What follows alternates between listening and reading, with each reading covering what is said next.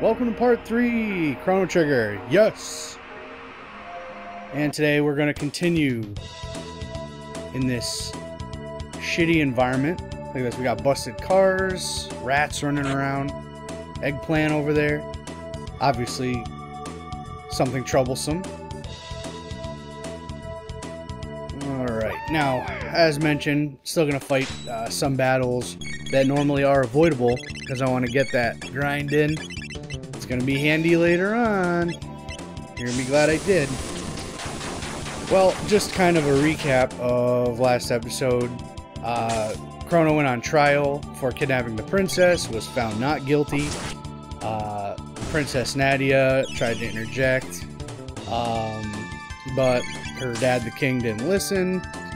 He went to jail. The chancellor said that he was actually found guilty, so he lied to the administrator and was set for an execution in 3 days.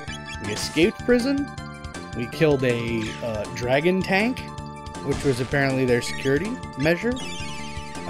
Luca had come to the rescue to help, and all three of us ran off into the forest. We found a gate that traveled here to this unknown place, which looks like a giant junkyard pile of shit. So here we are in Lab 16, as it's called. We met some bum-like individuals in this dome. I believe it's called Eris Dome, and we bought some things from them because wherever we are, apparently they take the same currency as where we're from, which is nice. And here we are, Lab 16, fighting these fucking octopus eggplant guys, whatever. It's funny, actually. Me and my cousin, when I used to play, big miss. When me and my cousin used to play this, the octopods, or that model of enemy, we used to call them shampoo guys because they attack by like jumping on your head and they make a squeaky noise. So that's what me and my little cousin, we're just kids. That's what we used to call them. Fucker, I've been doing such a good job avoiding those rats. But very nice, we got a load bow. Remember, a load is an ore deposit. As seen in episode 2. But she's going to become quite a bit more useful now. No one hits as hard as Chrono does, but her attack was like an 8 or something before we got that bow. See the squeak? That's what I mean. Shampoo guys. Cleaning your head. The innocent mind of a child.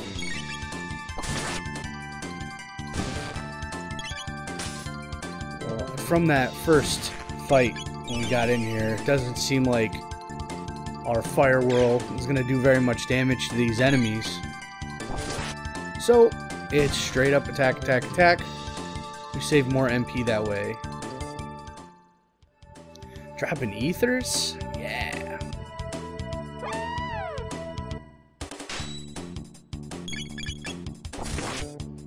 I really may never need ethers very much. In most RPGs, actually, like the first ether, I find anyway, seems to be something you can just sell for a lot of money. Like if you need cash to buy that special weapon or something, and there is going to be a shop later on that has some rather expensive weaponry that I would like to buy when we meet up with Melchior. Pretty sure it's expensive from what I remember. It's been a little while since I played this. I know the game like the back of my hand, but that's something I don't remember. But ethers, yeah, we're gonna sneak by those things. I'm gonna try to avoid those the best I can. Actually, that big guy up there, a mutant, I don't like those enemies either. Unavoidable.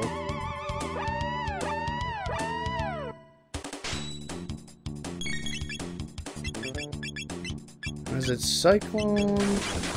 Something doesn't hurt these guys. No, all physical attacks, so Cyclone doesn't work. I just burned her turn, whatever. I don't think she can do anything to help us at the moment. Flame Toss and Slash. I remember saying Slash wasn't going to be useful, but here you go. The use for Slash. There is one boss fight coming up in a few episodes that Slash is going to be handy. It interrupts one of the boss's nastiest attacks. Oh, fucking more of these guys. They're such a pain in the ass. It's because I gotta waste MP. Stupid regular enemy. It's not even a boss. But as I was saying about ethers, I mean, not just Chrono Trigger, but a lot of RPGs, I always feel like ethers in the beginning of a game are pointless, and they're just something for you to sell to vendors for a lot of money. They're always replaced by, maybe this is just Square games, but they're replaced by a better version of the same thing. So, like a mid-ether, but no shop in the game sells them. So these mid-ethers are usable. Obviously they're better, or even high ether or top ether or whatever the fuck they call them. Those are handy, but ethers just don't restore enough MP to be useful in a battle, but are seemingly worth a lot at shops.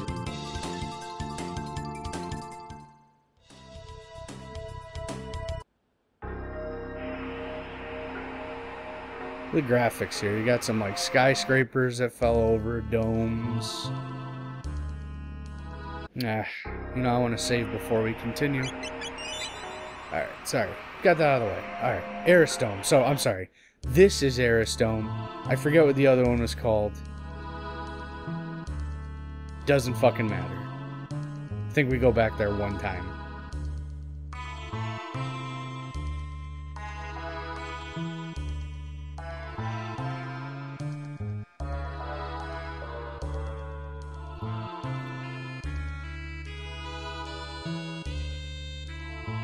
So it's like a big deal that we crossed the Lab 16 area.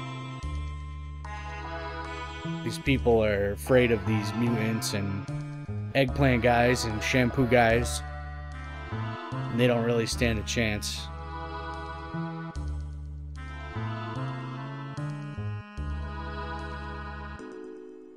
So much apathy.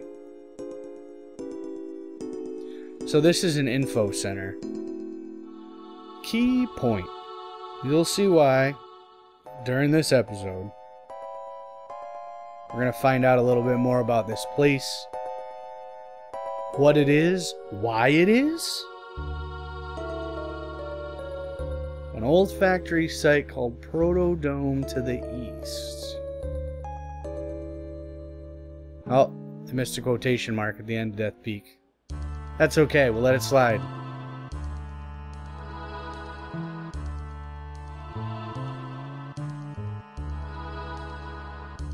The whole sewer access segment that they were just talking about is optional, but I am actually going to do it. Because again, get some experience, get some money. It's so quick. I can probably squeeze that it's a tiny little dungeon, and I can probably squeeze it in this episode. Nothing of use. Guy who walked the other dome. That's funny, I thought we were special because we crossed the ruins, so that shopkeeper, maybe he's fucking whoop ass. Who knows?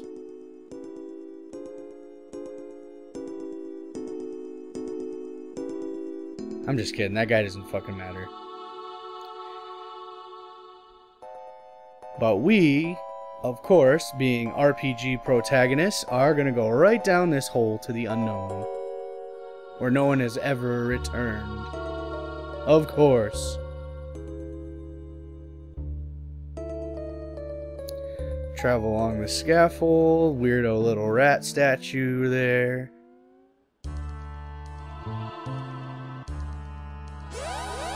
And boss, guardian robot.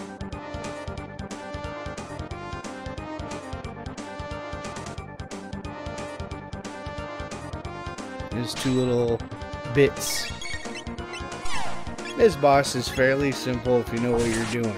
Basically, he's got a bit on each side of him, the little robots. You have to kill those before you hit him. If you hit him while 2 bits are up, he does a very damaging attack to all of your party members. If you hit him while 1 is up, they do an attack called Amplifier or something that hurts 1. There it is. Sometimes they just do it randomly. That's why you gotta take out 1 as quick as you can, so they don't do that delta or triple attack, whatever the hell it is. But I'm gonna take out the bits. Now we can start damaging Guardian. Now special attacks really aren't gonna do shit here, so I'm just gonna attack. Spam attacks, and he begins a countdown.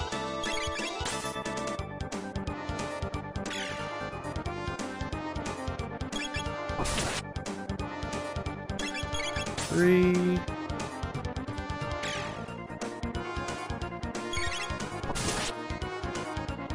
2. Yeah, get some critical hits. 1. Now I'm going to play it safe. I'm not going to attack on 0. He revives his bits, and then the process repeats.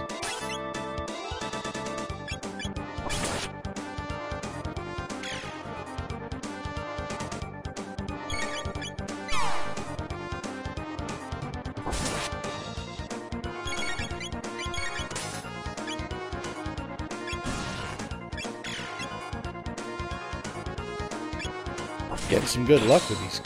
Now there's another one. Getting really good luck with crits. Hallelujah. It's been this whole... There you go, another one. I don't know if that's unusual for Chrono Trigger. I'm getting a lot of crits. Oh shit.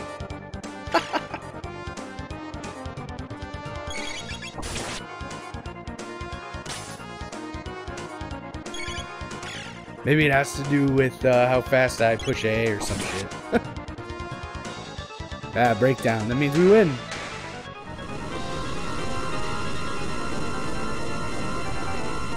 And he disintegrates. We triumph and move on.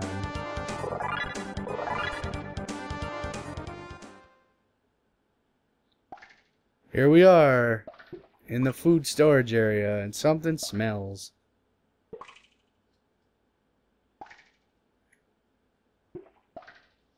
Aww. So the refrigeration has failed. The food's all rotten, and the little kid we met upstairs, father, husband to the woman up there, has been dead for quite some time. But he does have a seed.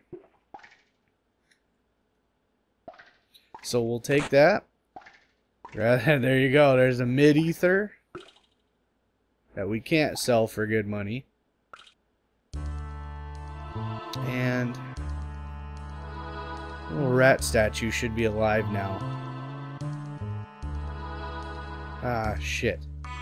I forgot. I gotta talk to the dead dad's corpse myself. He has like a note in his hand or something that activates this little statue. I hope I do it on the first try. There's times I fuck up and I just don't catch this rat. Basically it runs from you. You gotta run, hold the B button down, run after him. You gotta catch him, and he tells you something that I've heard 10,000 times, but I don't think it works without you catching the rat. It's one of those things. Like it's RPG, like it's hold L and R and push A at this thing and it opens a door. So I already know what it is, but until you do the act, until you catch the rat, there you go. Yes! Thank God, I didn't want to do this 100 times, especially on video. It's fucking embarrassing. Yeah, L and R and push A. Wow. I already knew that. I'm playing this game for over a decade. Beating it like 15, 16 times. There we go. It opens a path. So now what we're doing is, instead of just a food storage area, we're extending our search to the info center. Which is what this is. Yeah, I hit that on purpose. Get some grinding. Although, you will be happy to know I'm not going to attack everything in here. The actual info center area that we're heading toward is full of enemies, and I don't have the patience for that shit.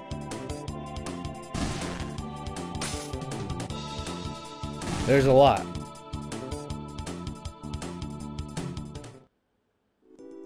So we are going to skip a shitload of them.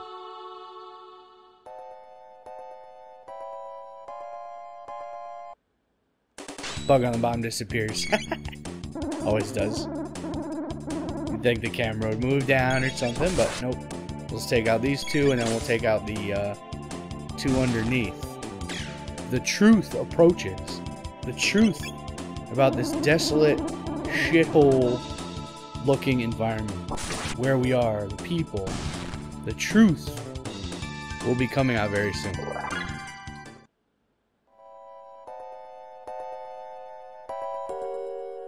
You excited? I'm excited. I already know the truth and I'm fucking excited.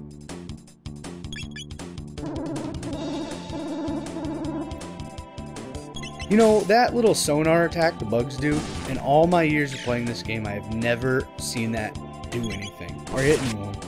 Maybe like later enemies of that bug model, you know, like further down the game, it might have more accuracy or something, but these particular bugs, I see them do that sonar thing and it's never hit. Alright, so these are the enemies I'm talking about. We're going to skip. Obviously those little puddles on the ground, definitely a no-no. And these robot guys, I'm going to pass. We'll get plenty of experience through the sewer access little optional dungeon.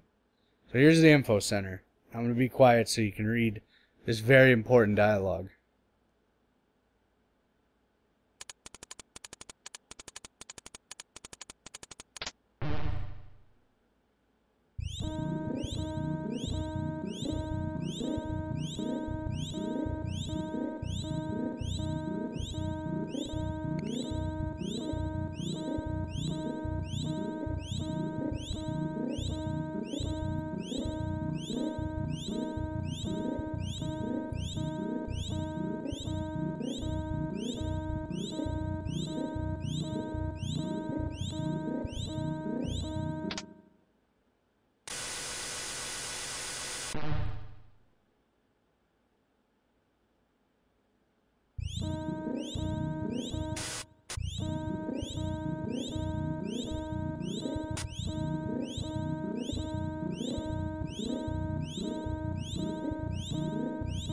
Oh man.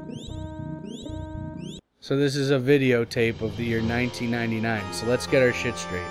Chrono and these other two characters, 1000 AD, that's where they're from. We went back to 600 AD, 400 years into the past, and saved Nadia's ancestor.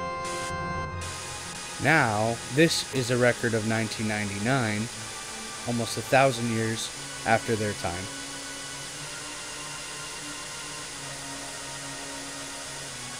Lavos. So ta-da, in case you haven't guessed it yet, we're in the future. We are in the year 2300 AD. About 1300 years after the timeline of these characters.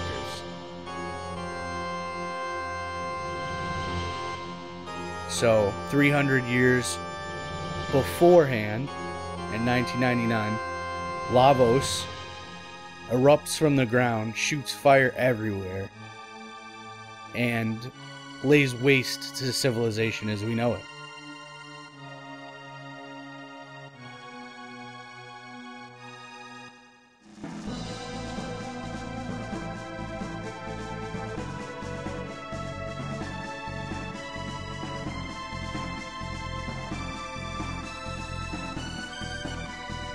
So the goal overall is to get home so that we can do some more research on Lavos.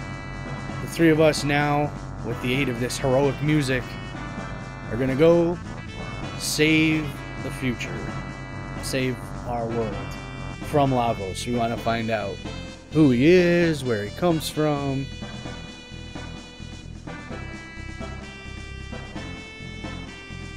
and we are determined to stop this fate from happening to our world.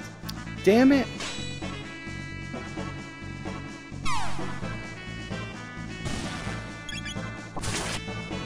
This guy by accident. Fighting the same enemies is against the rules, but it doesn't matter.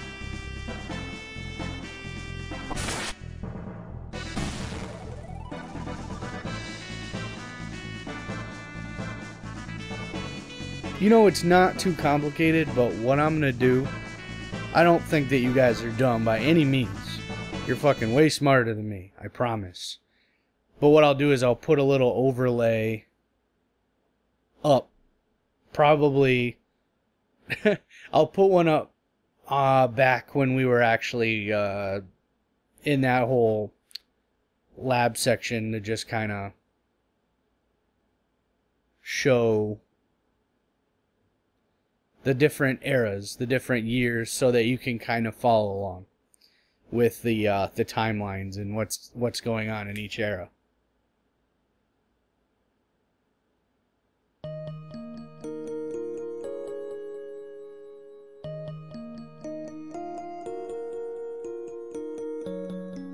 Guy has never heard the word healthy before. Isn't that sad? And they're gonna try to grow the seeds. There is zero vegetation on this earth now. You saw the world map? Wasn't shit. No fucking trees. We got a jet bike key. Pfft, that's fun. It's like the worst minigame. But it helps us avoid a gnarly battle with a bunch of mutants, and I really don't like them. So we'll do the jet bike. That's gonna be next episode. So I'll save, and I just saved, and we're gonna go outside on the winding path. I don't know anyone. Maybe that's why the place was destroyed, because there's fucking fire exits are all blocked off. What if there was a fire in there? And there obviously was, from the look of the place. People are supposed to get out? That twisty, windy shit? Be engulfed. Oh, these things are a nightmare. You don't have to fight very many of them. There's really not a lot of battles in this little mini dungeon.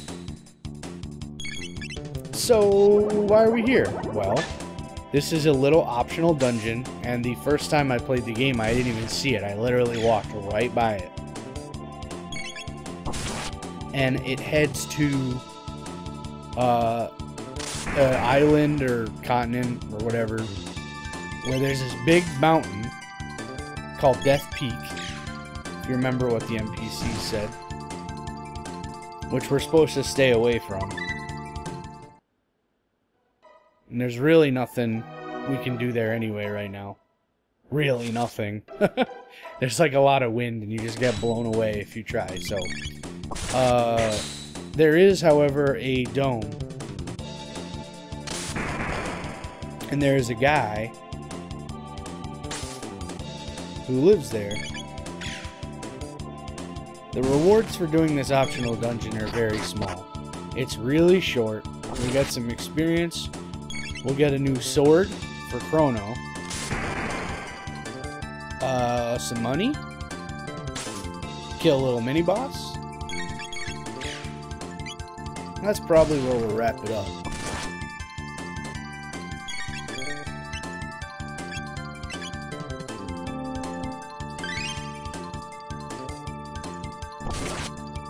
So much HP. By far the toughest enemies we've fought so far. Alright. So there should be money in this box. Oh yeah, there's another thing we get too called the Rage Band, which basically allows a character to counterattack 50% of the time or something, which is killer good later on. Actually, it's good even now. I'm pretty sure I'm gonna replace it with other stuff. It's not like an end game accessory, but Getting a free attack, it never hurts. Except, of course, when it's a situation where they're not supposed to attack. That's bad. Not a lot of instance of that in this game, though. Alright. Oh, a note. On a pedestal. A diary. The fishermen attack if I make the slightest noise. I'd rather have my gums scraped than have to fight those fiends. I know how you feel, pal. So, don't touch the kitty, it meows and makes the guys pop out of the water. Don't touch the can, it throws it in the trash can and makes guys pop out of the water. Don't eat the cake, because you fart or something and make the guys come out of the water. And don't even use the save point, because when you touch it, it goes ding. It makes the guys come out of the water. And we would rather not deal with those assholes. But yeah, these enemies are a lot tougher than we used to. Just HP wise, I mean, the boss coming up, Crawley, he's not particularly tough. Smack him around.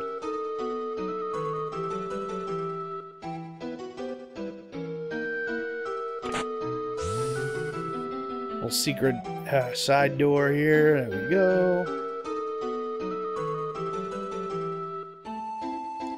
Oh, comic relief.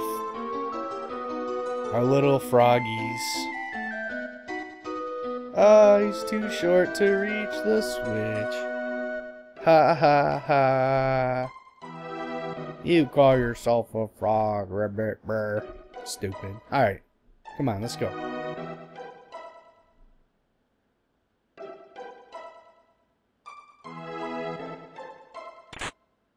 Rage Band. Yeah. 50% counterattack rate. That's what I'm talking about. Best accessory so far. However, we will get some really cool stuff later. My favorite accessories in the game are the ones, the silver and gold, I believe, earring. That lowers the cost of your abilities. So, less MP, the better.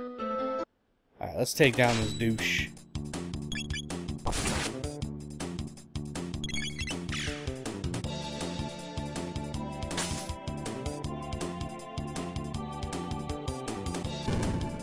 This attack lowers down to 1. So don't be scared. Oh my god, so scary. It's a lot of health, but I'll just aura her back to good health.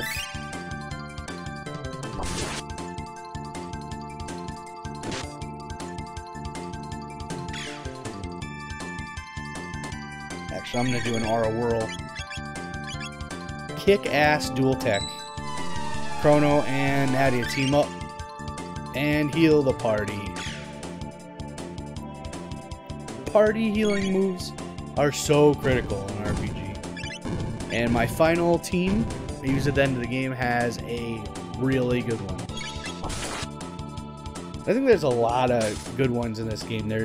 I'm not saying this is what my final team is, far from it, but I'm just saying I think Chrono and Robo have one, Frog and Ayla have one, Chrono and Nadia have one, obviously. Crawley's dead. Easy as pie.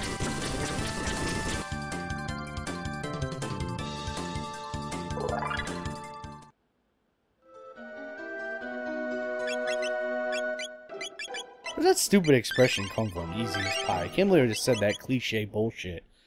Easy as pie. I've never made a pie. I don't know if they're difficult to make. There we go. Give me my bolt sword. Goodbye, load blade, load sword.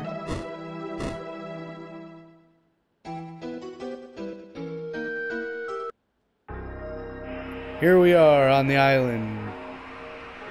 Well, this is where we're gonna call it. I appreciate you watching for sure. join me in part 4. Hopefully next week I'll get that episode out. But thanks again for watching my Chrono Trigger Let's Play, and have a good one. Until next time.